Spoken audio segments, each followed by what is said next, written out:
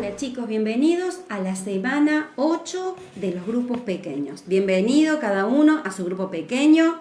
Qué bueno que en este mes de noviembre estés yendo a buscar a aquel que hace rato que no venía a tu grupo pequeño. Lo mismo estamos haciendo en la iglesia, que todos podamos en este mes de noviembre ir a buscar al que hace rato que no viene, al que hace rato que no viene al grupo de los pre, el que hace rato que no viene al grupo pequeño, el que hace rato que no vemos en la iglesia. En este mes de noviembre te recibimos con los brazos abiertos y también vamos a buscar a aquel que se ha quedado. Por alguna causa o por otra, vamos a buscar al que se ha quedado, ¿sí? Y bueno, y en esta semana 8, no sé si ustedes recuerdan en dónde dejamos la semana pasada. Estábamos hablando de Jesús el amigo y de cómo Jesús en ese momento que más necesitaba a Pedro, no lo tuvo, porque Pedro lo negó a Jesús. Bueno, en ese momento es el que vamos a ver en esta semana, el momento en el que Jesús fue rechazado. Y no solamente fue rechazado por Pedro y por sus discípulos, sino también fue rechazado por varios grupos. Y vamos a ver, no sé si se acuerdan, cuando Jesús entró a Jerusalén, cómo la gente del pueblo lo recibió, ¿se acuerdan? Lo recibió con palmas, con hojas de palmera, con gritos, con alegría. Pero ¿cómo? ¿Qué pasó? ¿Cómo fue que sucedió que en una semana, menos de una semana, este mismo pueblo que lo recibía con tanta alegría estaba dispuesto a crucificarlo en una cruz? ¿Qué pasó en el medio? Vamos a ver que Jesús fue rechazado y fue rechazado por varias cosas. La primera cosa es que tenemos que tener en cuenta que hubo muchos factores, muchas cosas que influenciaron en ese momento para que Jesús sufriera el rechazo de los hombres de ese lugar. Siempre los grandes líderes sufrieron rechazos. Ustedes, por ejemplo, se acuerdan de Manuel Belgrano, que están estudiando historia, cómo Belgrano murió pobre, fue rechazado, no fue acompañado en varias cosas, sufrió derrotas, sin embargo hoy se lo reconoce como un gran líder.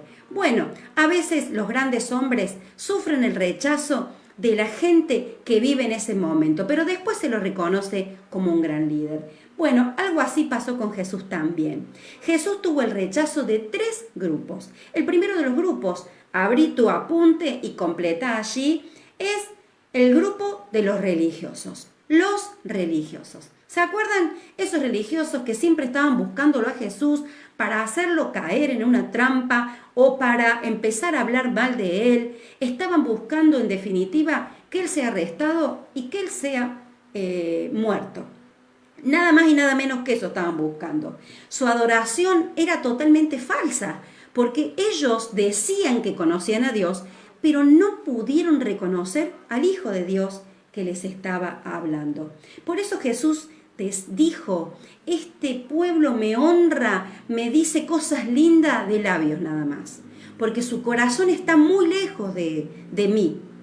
¿Cuántas veces pasa que nosotros decimos, sí, Señor, vamos a hacerlo, Señor, te adoro, Señor, yo te reconozco, pero cuando llega el momento de tener que hacer algo que el Señor nos enseñó, gana más el hecho de no hacerlo, de no poder doblegar ese carácter para hacer lo que el Señor nos pide. Bueno, acá el Señor le está diciendo, ustedes ponen tantas reglas y tantas cosas que no las pueden cumplir, y encima su corazón está lejos de mí. Bueno, Jesús se refería a este tipo de personas que estaban rechazando. Son los religiosos, los fariseos, ¿sí? Y había pasado algo curioso. En el día de reposo, ¿qué era el día de reposo? Era el día de descanso, pero era el día en el cual todos los judíos iban al templo a adorar a Dios. Dios había dicho que ese día era sagrado, que en ese día solamente había que ir a hacer las cosas para Dios. Pero ¿saben lo que hicieron esta gente? Se aprovecharon y a la vez empezaron a poner mandamientos de hombres. Dijeron, no vamos a hacer esto, no se puede hacer esto, no se puede hacer esto otro. No vamos a hacer porque Dios dijo que no hay que hacer nada. En realidad Dios no había dicho que no había que hacer nada. Pero Jesús agarró y se encontró con un hombre que tenía un problema en su mano. Y Jesús dijo, voy a sanarlo. Entonces, estos religiosos se le pararon a Jesús y le dijeron, a ver qué va a hacer. Si lo sana, está haciendo mal, porque no está cumpliendo la ley de Dios. El que dice que es hijo de Dios, no está cumpliendo la ley de Dios. Entonces estaban listos ahí para atacarlo. Sin embargo, Jesús les demostró que no era cuestión de no hacer nada. Ellos no era que no tenían que hacer nada. Ellos lo que tenían que hacer era hacer lo que Dios les mandaba hacer. Y Dios nos manda a tener misericordia y a hacer cosas que nosotros podemos hacer por las personas que están a nuestro alrededor. De paso decimos, qué importante que es que el día domingo lo apartes para el Señor. Qué importante que es, como dice la Biblia, que el día domingo tu día sea para Dios. Además de ir a la iglesia, hacer todo lo que el Señor nos enseña que hagamos el día domingo. Y eso había pasado, por eso el Señor le decía, esta gente no entiende nada. Se pone reglas ellos mismos que Dios no dictó. El segundo rechazo que sufrió Jesús fue, anota allí en tu apunte, de los poderosos de la época. La gente poderosa en lo religioso y la gente poderosa en lo político. Y acá vamos a ver que un día que Jesús salía del templo, le dijo a sus discípulos, miren ese templo, qué hermoso, pero les aseguro que no va a quedar ninguna piedra en pie. Entonces los discípulos me imagino que se sorprendieron al ver semejante templo tan bien construido. ¿Cómo no va a quedar nada en pie? Jesús se estaba refiriendo a dos cosas. En primer lugar, Jesús les estaba profetizando, les estaba avisando lo que iba a pasar en el futuro. En pocos años, los romanos, ese pueblo que tenía poder sobre los judíos en ese momento, que los estaba gobernando, los romanos iban a destruir ese templo y no iba a quedar ninguna piedra. Solamente quedaron algunas piedras, parte de un muro, en donde hoy en día los judíos oran en ese lugar. Pero también Jesús les estaba hablando que todo ese sistema de adoración y religioso que tenían en ese momento los judíos iba a ser destruido. Ya vamos a ver por qué iba a ser destruido. Pero Jesús le estaba diciendo, eso ya no va a ser más. Porque yo voy a hacer una obra en la cruz. Voy a hacer una obra nueva. Para que no solamente algunos pocos puedan entrar a adorar, sino que la adoración a Dios sea abierta a todo el mundo que acepte a Jesús. Después también Jesús recibió el rechazo de ese pueblo que un día lo recibió con hojas de palma, con alegría y con adoración. ¿Saben lo que significa la palabra hosana? La palabra hosana significa sálvanos, Señor. Vos que podés, sálvanos. Pero no estaban entendiendo lo que decían, porque si hubieran entendido que era el Salvador, no lo hubieran querido matar en una cruz días después. Y ese pueblo que un día lo aclamó y lo recibió bien, hoy estaba pidiendo delante de Pilato. Si leen allí en el Marcos 15, cuando fue llevado Jesús y cuando fue llevado otro hombre, ese hombre había robado, se había portado mal. Sin embargo, cuando fueron llevados los dos, él hizo elegir al pueblo cuál de los dos debía salvarse.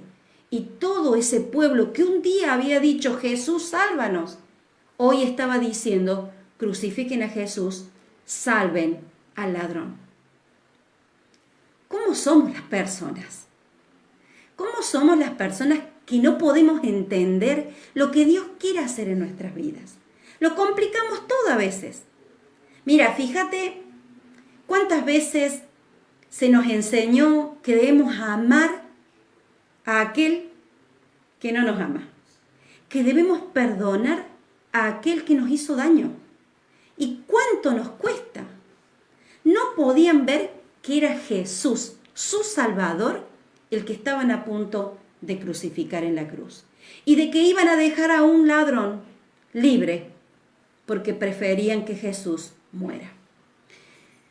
Esta gente no estaba entendiendo, sufrió el rechazo de los poderosos. Los poderosos querían crucificar a Jesús y llevaron también al pueblo, que el pueblo crucifique a Jesús.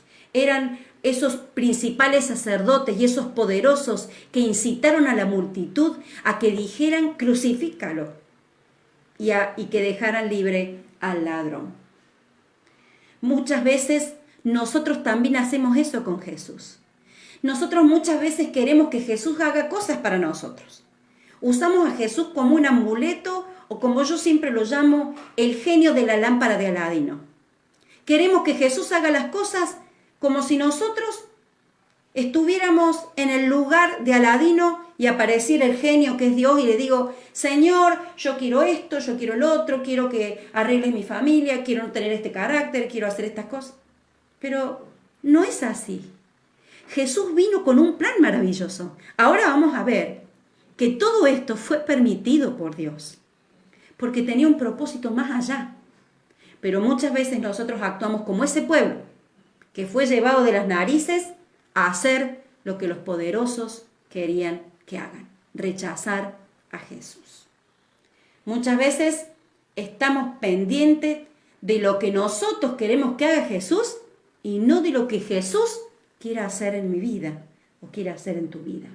Vos que sos preadolescente, vos que sos adolescente, que sos joven, vos tenés que saber que Jesús quiere hacer cosas grandes en tu vida. Pero necesitamos, y vos necesitas, decirle que sí a Jesús. A veces aparece una chica o un chico y nos olvidamos del plan que Jesús tiene para nuestra vida. En vez de decirle a ella o a él, mirá, te quiero contar acerca de lo que Jesús tiene en tu vida, para tu vida y lo que hizo en mi vida, nos dejamos llevar de las narices para otras cosas. Yo le decía los otros días a los chicos, ¿cuántas veces viene alguien y te invita a hacer cosas que no están bien? Y no tiene problema de invitarte. ¿Por qué vos tenés vergüenza de decirle y de invitarle a conocer a Jesús? Si es algo tan bueno que Jesús pueda estar en la vida de tu amigo, de tu amiga o de tu novio.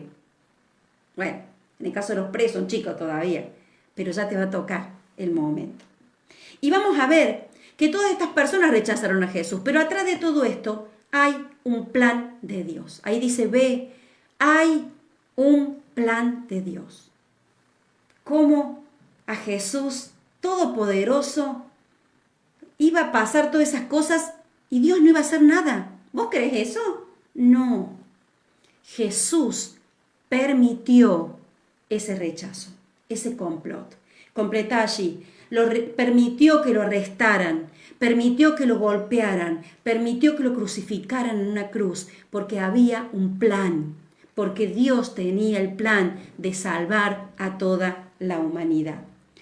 El punto 2, Jesús se entregó a morir con un objetivo claro, completa allí, se entregó con un objetivo claro. No es que a Jesús lo tomó de sorpresa el rechazo de la gente. Él ya sabía que tenía que venir a morir en la cruz. Él aceptó venir a morir a la cruz por amor a vos y por amor a mí. Porque había un plan de Dios. Ese plan era perfecto. Por eso el Señor les decía, si yo te dejo que me arrestes, si yo te dejo que me mates, es que Jesús les estaba dejando. Él se entregó por amor dejó que su Hijo Jesús muriera en una cruz, por amor a vos y por amor a mí. Si Jesús no hubiera muerto en esa cruz, Jesús no hubiera podido derramar su sangre, que perdona nuestros pecados y que, ahora vamos a ver lo que pasó. En tercer lugar, Jesús tenía un plan maravilloso. Completa allí. Jesús tenía un plan maravilloso. El plan maravilloso era romper ese velo del templo. ¿Vieron ese templo maravilloso? Había un velo, una cortina gruesa, pesada, que estaba desde arriba hasta abajo. Y atrás de esa cortina no podía entrar nadie. Era la presencia de Dios. Solamente podía entrar el sumo sacerdote una vez al año. Cuando Jesús muere en la cruz, ese velo enorme se rompe. Se rompe de arriba para abajo. Se rompe. Se rompe. Y Jesús nos dice con esto, es que ya no hay nada que impida que vos puedas relacionarte conmigo. Ya no hay nada que impida que yo te pueda bendecir, porque mi Hijo Jesús pagó tus pecados en esa cruz. Ese plan maravilloso pasó porque Jesús obedeció a Dios, porque Jesús murió en la cruz por amor y por obediencia. Jesús nos abre este camino para que creamos en Él y para que podamos tener la amistad con Dios. Qué plan maravilloso, qué obra perfecta hizo Jesús en la cruz. Tal es así que el oficial que estaba ahí al lado de Jesús cuando muere y cuando ve el trueno y cuando se rompe el velo del templo, dice realmente, este es el Hijo de Dios. Te animo que en esta semana puedas ver más allá de tus situaciones, ver que Dios tiene el control. A Jesús no se le escapa nada. A Jesús no se le escapó nada. Pero cuando dice, pobre Jesús, sí, Jesús murió y sufrió el dolor de la cruz. Pero no nos confundamos. Él permitió todo porque Él debía morir en esa cruz por amor a nosotros. Si tenés una situación difícil, no te desesperes. Jesús tiene el control de esa situación.